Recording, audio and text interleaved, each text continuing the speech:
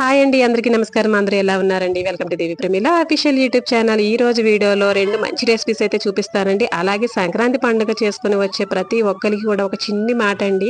ఈ వీడియో అయితే స్కిప్ చేయొద్దు. ఏంటంటే మనం చిన్నప్పుడు గుర్తుందా అండి, ఊర్లోనూ రామాలయాల దగ్గర, శివాలయాల దగ్గర భగవద్గీత, రామాయణం, శివపురాణాలు అవి పొద్దున్నే ప్లే చేసేవారండి. ప్లే చేస్తుంటే ఆ మైక్ సౌండ్ వినిపించేటప్పటికి పొద్దున్నే పెద్దవాళ్ళు లేపే కన్నా కూడా మనమే ముందు లేసిపోయే వాళ్ళము.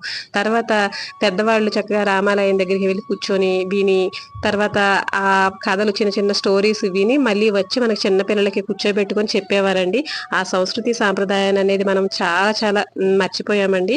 కాబట్టి ఎప్పుడో పండగలకో పబ్బాలకో పెట్టే కన్నా ప్రతిరోజు పొద్దున్నే సాయంత్రం చక్కగా ప్లే చేసే విధంగా తలో ఒక 100 రూపాయలు వేసుకొనైనా సరే కనీసం మైక్ సెట్లు కొంచెం మనం అక్కడ అరేంజ్ చేసి ప్లే చేసే విధంగా కొంచెం మన వాళ్ళకి హెల్ప్ చేస్తే గనక, అలా చేయమని చెప్తే గనక ప్రతి ఒక్కరికి కూడా మళ్ళీ మన తీపి జ్ఞాపకాలు మన నెక్స్ట్ జనరేషన్కి ఇచ్చిన వాళ్ళం అవుతాం కదండి.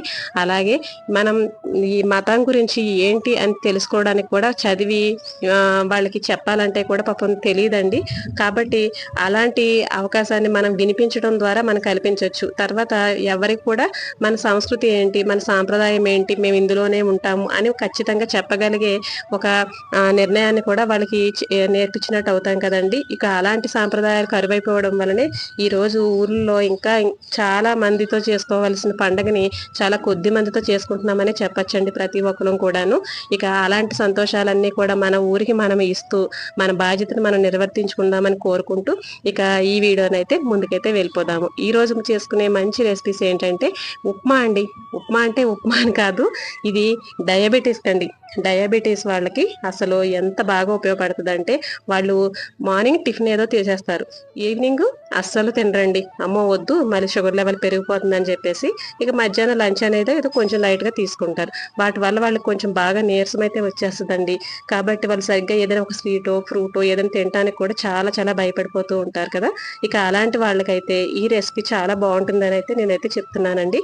ఇక ఏంటంటే వెజిటేబుల్స్ అండి, చక్కగా ఒక కప్పు నిండా వెజిటేబుల్స్ మనం ఏం తినగలిగితే అవి మొత్తం. నేనైతే పచ్చి బఠానీలు, క్యారెట్, గుమ్మడికాయ, క్యాలీఫ్లవరు, నచ్చితే గనక మొలకలండి, చక్కగా పెసలు శనగలు ఉంటాయి కదా, అవి కూడా మొలకలు వచ్చిన తర్వాత కొన్ని అలా పోపులో ఒక లైట్ గా కాస్త వేపిన తర్వాత మనకి ఆ పోపు అయితే వేసేసుకొని పచ్చిమిర్చి కారానికి అల్లం చక్కగా దిట్టంగా వేసుకొని కాస్త జీడిపప్పు, పల్లీలు అనేవి మీ ఆప్షన్ అండి. మీరు తినగలిగితే వాళ్ళ వాళ్ళ ఆరోగ్యాన్ని బట్టి వేసుకోవచ్చు, ఎందుకంటే కొలెస్ట్రాల్ అవి అంటారు కదా. ఇక అలా సింపుల్ గా పోపు అయితే వేసుకొని ఇక జొన్న రవ్వ కానీ ఇలా గోధుమ రవ్వ కానీ లేదంటే సజ్జ రవ్వ అండి, మనకి మార్కెట్ లో చక్కగా బాగా మిలెట్స్ అనేవి బాగా దొరుకుతున్నాయి కదా.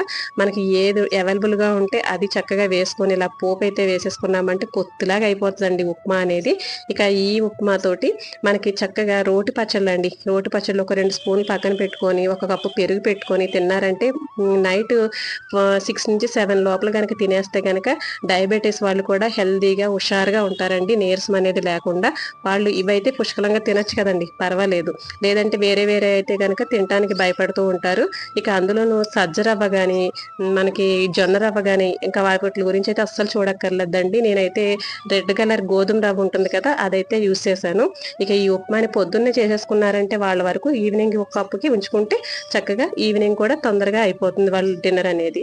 ఇక ఇవాళ మార్నింగ్ నేను చేసిన కర్రీస్ అయితే చూపిస్తానండి. ఇవాళ సండే కదా, సండే రోజు కొంచెం ఎక్కువగానే పని ఉంటుందని చెప్పాను కదండి ప్రతి వాళ్ళకి కూడాను. అలాగే ఈ రోజు మా వారైతే కైమా తీసుకొచ్చారండి. ఈ కైమా కూరని అయితే నేను ఆల్రెడీ మన ఛానల్లో పెట్టాను వండే విధానాన్ని.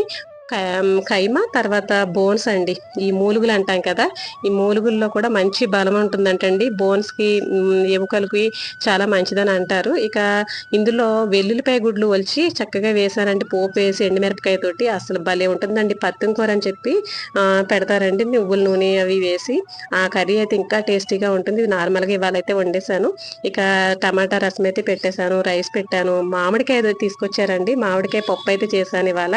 అసలు భలే అండి మామిడికాయ చూస్తేనే చాలా ముందు పప్పే గుర్తొస్తుంది, తర్వాత ఆవకాయలు నెక్స్ట్ అండి. ముందైతే మామిడికాయ పప్పే కదండి. పప్పు తక్కువ వేసుకొని మామిడికాయ ఎక్కువ వేసుకుంటే పుల్లగా భలే ఉంటుందండి. ఈ మామిడికాయ పప్పుతోటి మజ్జిగలో మిరపకాయ నంచుకొని తింటుంటే భలే ఉంటుంది కదండి. మాంసం కూరలు చేపల కూరలు ఏమీ పనికిరావు అసలు ఈ పుల్లటి మామిడికాయ పప్పు దగ్గర. ఇక ఈ రోజైతే ఇదిగోండి టమాటా రసం కూడా పెట్టాను. టమాటా రసం కాస్త మిరియాలు వేసి నేతితో పోపెడితే ఉంటుందండి, భలే టేస్టీగా ఉంటుంది. చూపిస్తానండి ఈసారి నేను. ఇక మళ్ళీ మార్నింగ్ కి మనకి బ్రేక్ఫాస్ట్ లో కావాలి కదా, ఈ రోజు దోశలకి ఇడ్లీకి ఒకసారి వేసేస్తున్నానండి. ఇక రెండు వేసేసుకున్నామంటే మళ్ళీ ఒక 4-5 days దాకా మళ్ళీ టిఫిన్ సంగతి అయితే చూసుకోకర్లేదు. ఇక అందుకని చెప్పేసి ఇలా ఒకసారి వేసేసుకుంటే ఈజీగా కూడా ఉంటుంది కదా రుబ్బుకోవడానికి. గ్రైండర్ లో ఒక దాని తర్వాత ఒకటి రుబ్బేసుకొని పెట్టేసుకోవచ్చు. ఇవాళ నేను ఇడ్లీకి అయితే మినపప్పు అయితే పక్కన పెట్టాను. తర్వాత దోశలకు వచ్చేసరికి మినపప్పు ఒక గ్లాస్ తీసుకొని ఈ కొర్రలు అరికెలు సామలు అని దొరుకుతాయి కదా మనకి. కొర్రలు వచ్చేసి 62 రూపీస్ అలా వేశారండి. ఇక అలాగే కొర్రలు సామలు ఒక్కొక్కటి ఒక్కొక్కలాగా డిఫరెంట్ గా ఉంటున్నాయి. రేట్ అనేది రేట్ గురించి కాకపోయినా కూడానండి మనకి నెక్స్ట్ ఇంటికి తెచ్చుకున్నాక పని అనేది తక్కువ ఉంటుంది. ఎందుకంటే వీటిని బాగు చేసుకోవాలంటే మందిలో వచ్చే ఇసుక గానీ లేదంటే పొట్టు గానీ తీయాలంటే చాలా కష్టం. కాబట్టి ఇలా ప్యాకింగ్ లో ఉన్నాయి అయితే నీట్ గా ఉంటాయి కదా, ఇవి తెచ్చుకొని యాస్టీ చక్కగా మనం ఇలా వాడేసుకోవచ్చు. రైస్ వండుకోవాలన్నా కూడా దీన్ని ఒక 6 గంటల సేపు నానబెట్టిన తర్వాత మనం 1కి 3 నీళ్లు వేసి చక్కగా చిన్న మంట మీద మూత పెట్టేసి ఉంచేసామంటేనండి చక్కగా పొత్తులాగా ఉడికిపోతుందండి. మన కుక్కర్లో పెట్టినా సరే అలా ఉడకదు, అంత బాగా ఉడుకుతుంది. ఇక నేను వచ్చేసరికి ఇందులో 1 గ్లాసు మినపప్పుకి 2 గ్లాసుల కొర్రలు అయితే వేసానండి. మీరు ఒకవేళ ఇష్టపడితే కనుక 2.5-3 కూడా వేసుకోవచ్చు. కొన్ని మెంతులు అయితే వేసుకోవచ్చు అండి. ఇంకా మెంతుల్ని కలిపి కనీసం మినిమం 8 గంటలైనా సరే బాగా నానితేనండి చాలా చాలా బాగుంటుంది. ఎక్కువగా నానకుండా మళ్ళీ గ్రైండర్ లో వేసినా కూడా మొరుగా అనిపిస్తుంది. కాబట్టి ఎంత నానితే అంత తొందరగా మనకి పప్పు అనేది నరుగుతుంది, ఉరుము కూడా అవుతుంది, మెత్తగా వస్తాయండి. మనం వేసుకునే దోశలు గాని ఇడ్లీలు గాని పప్పు నానటంలోనే మనకి గారి గాని ఏదైనా సరే టేస్ట్ అయితే ఉంటుంది. ఇక ఇగోండి మన ఫస్ట్ అయితే నేను ఇడ్లీకి అయితే వేసేసాను. ఇడ్లీ పిండి తీసిన తర్వాత ఇక ఈ దోశలకి పప్పు అయితే వేసేసుకొని ఇవి కూడా కొంచెం గట్టిగా ఓ మాదిరిగా రుబ్బుకుంటే గనక మనకి వీటిలోనే కొంచెం ఒక ఉల్లిపాయ పచ్చిమిరపకాయ ముక్కలు వేసుకొని చక్కగా చిన్న అల్లం ముక్కలు జీలకర్ర వేసుకున్నామంటే పొంగనాలు వేసుకోవచ్చండి చక్కగా. ఎందుకంటే రోజు దోశలు తినాలన్నా కష్టం కదా, ఒక పూట దోశలు వేసుకున్నా ఒక పూట పొంగనాలు వేసుకున్నా కూడా డిఫరెంట్ గా ఈ డయాబెటీస్ వాళ్ళకి డిఫరెంట్ గా తిన్నట్టు ఉంటుంది.